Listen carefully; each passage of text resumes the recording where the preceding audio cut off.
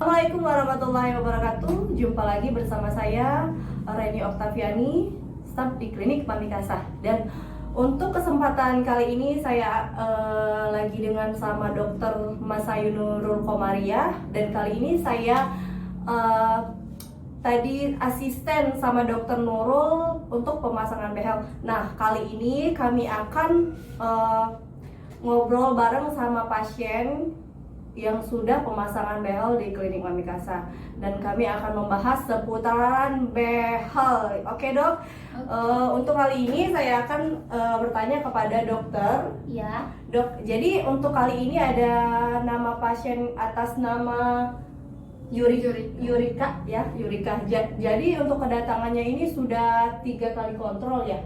Nah, untuk 3 kali kontrol, dan dokter Nurul bakalan menjelaskan perubahan yang sudah setelah pemasangan behel di Klinik Mamikasa. Boleh dijelaskan dok, bagaimana step by stepnya pemasangan behel di Klinik Mamikasa? Apakah sudah ada perubahan untuk Yurikanya atau belum dok?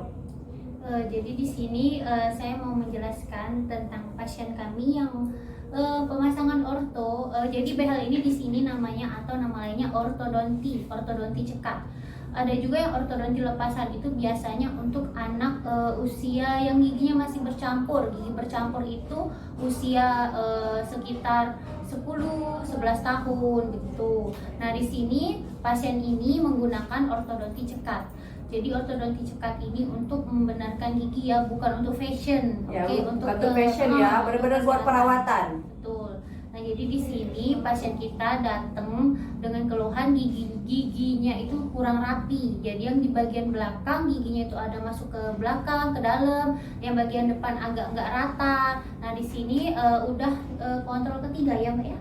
Nah, di yang sudah kontrol ketiga ini alhamdulillah lumayan sudah ada pergerakan giginya. Jadi yang gigi depannya yang nggak rata jadi rata, gigi sampingnya juga ada. Nah, yang tinggal untuk mengeluarkan gigi yang masuk ke dalam banget gitu. Itu memang butuh waktu, nggak instan, nggak langsung gitu.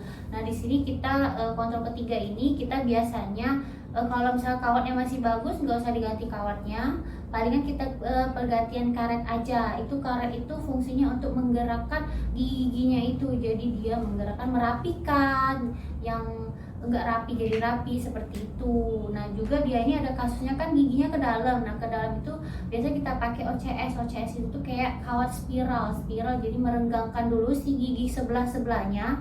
Kalau memang nggak ada space lagi, biasanya kita slicing itu pengurangan sedikit paling 0,5 mili segitu, cuman ya nggak banyak ya. Jadi biar ada peregangan, jadi yang di dalam itu bisa kita tarik. Kenapa pakai itu? Soalnya dia space-nya itu kecil begitu. Jadi sejauh ini kita sampai sebatas itu dulu perawatannya. Nah, jadi buat teman-teman, kemarin sebelumnya sudah saya upload pemasangan behel atas nama Yurika ini. Jadi kita akan lihat perbedaannya. Benar-benar sekarang udah ada perubahan dari pemasangan itu tanggal 2 ya dok ya, tanggal 2 Maret ya? Maret dan ya. Sekarang 18 April ya. Nah, itu benar-benar sudah ada perubahan. Aku pun tadi itu kaget banget. Wow, benar-benar 1 bulan itu sudah benar-benar ada perubahan. Nah, jadi dok, untuk di podcast kali ini dok, kita bakalan bahas tentang behel. Jadi dok, behel itu banyak orang yang cuman untuk gaya-gayaan tuh dok ya. Sebenarnya kata dokter, pemasangan behel itu bukan untuk gaya-gaya, benar-benar untuk perawatan. Jadi gigi yang benar-benar yang gimana dok? Aturannya tuh renggang atau ya. Gimana? Ya, jadi biasanya perawatan ortodonti ini untuk gigi yang memang benar-benar misalkan ada berantakan, gigi yang misalkan terlalu masuk ke dalam, atau memang tomos seperti itu kata orang-orang. Nah, pokoknya dia tuh butuh perawatan. Jangan bukan yang kayak untuk fashion aja kan. Misalkan gigi dia udah rapi, dipasang itu bisa nyebabin misalkan nanti gusinya bengkak, gingivitis. Misalkan itu kan behel itu ada pergerakannya. Kalau nggak ada apa-apa, dia menyebabkan misalkan kalau kita jarang sikat gigi kan kumpulan makanan kan ngumpul tuh. Nah, itu bisa nyebabin, soalnya karangnya numpuk.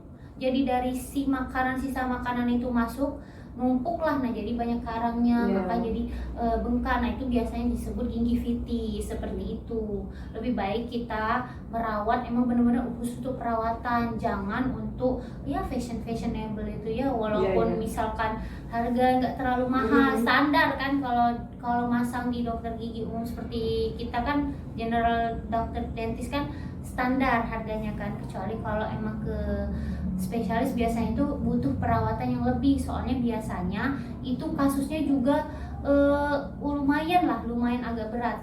Oke. Gitu.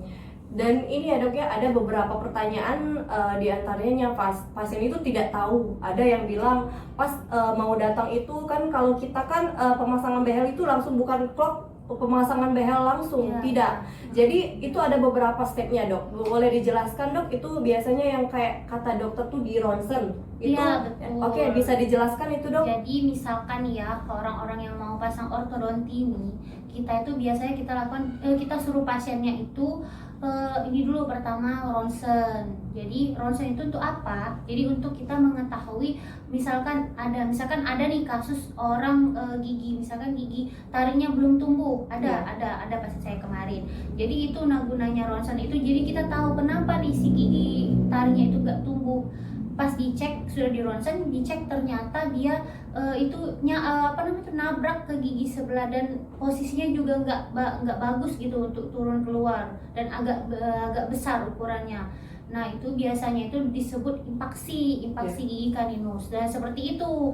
Dan satu lagi yang sering banyak kasus ini tuh ini loh, gigi bungsu paling belakang, gigi kalau kami nyebutnya gigi molar 3. Nah itu biasanya itu kan saat-saat umur masih 25, 24 masih kok bisa numbuh kalau memang ada space-nya. Tapi kalau nggak ada space, dia biasanya itu mendem, terus biasanya miring, nabrak gigi sebelah. Nah di situ biasanya kalau memang kita udah rapi nih, udah pasang orto nih dari kecil, misalkan dari umur 12 begini, numbuhlah si gigi itu nabrak gigi sebelah, biasanya kolaps, biasanya bergerak lagi gigi yang dia. Nah kan sayang, itu lebih baik tahu dulu.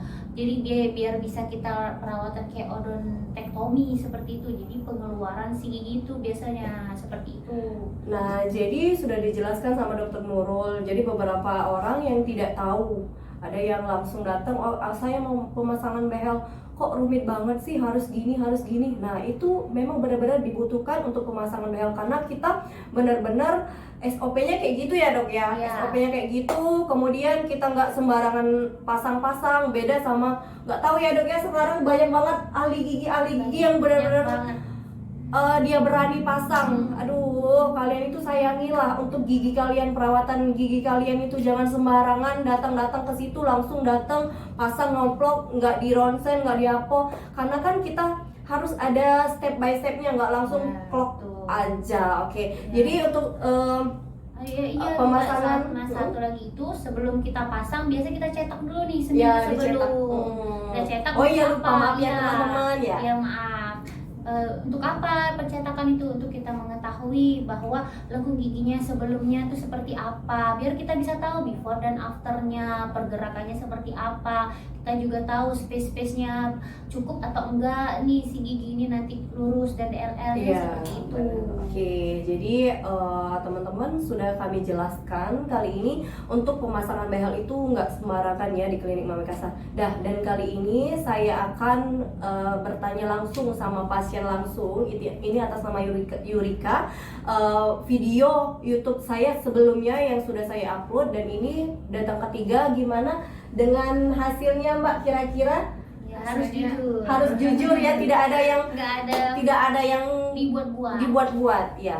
Ya, hasilnya sudah agak sudah agak rapi dari yang kemarin kan. Yang kemarin kan agak maju sedikit gigi, khususnya gigi depan ini kan masih agak maju sedikit. Nah, ini sudah rapi antara gigi yang satu, gigi yang dua ini, yang gigi bagian depan ini sudah agak rapi, sudah menyatu. Tinggal di bagian gigi belakang aja. Nah, di sini kan ada penarikan terlebih dahulu kan. Nah, ini ditarik dulu, nanti baru dipasang lagi, didorong keluar, kemudian nanti dipasang lagi kan.